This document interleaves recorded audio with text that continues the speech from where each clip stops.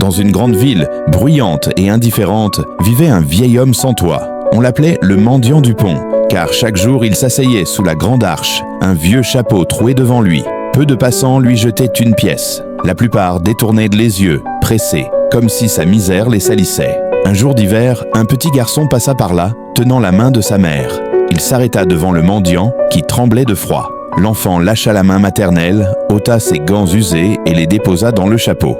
« Tiens, monsieur, comme ça tu auras moins froid. » La mère, honteuse, tira son fils. « Ne touche pas à ces gens-là. » Mais le vieil homme leva les yeux, et pour la première fois depuis longtemps, il sourit. Les années passèrent. L'enfant grandit, devint un jeune homme ambitieux, puis un adulte pressé, happé par le travail et les affaires. Jamais il n'oublia ce regard, mais il n'eut plus le temps de s'arrêter auprès des pauvres. « Un jour, quand je serai riche, je reviendrai les aider », se disait-il. Un soir de pluie, alors qu'il rentrait tard, il aperçut au loin une silhouette étendue sous le même pont. Intrigué, il s'approcha. C'était le vieil homme. Mais cette fois, il ne souriait plus. Ses yeux étaient fermés, et dans ses mains maigres, il serrait encore un petit gant d'enfant, jauni par les années. Le jeune homme tomba à genoux, les larmes coulant sur son visage. Tout ce qu'il avait promis de faire, il ne l'avait jamais fait.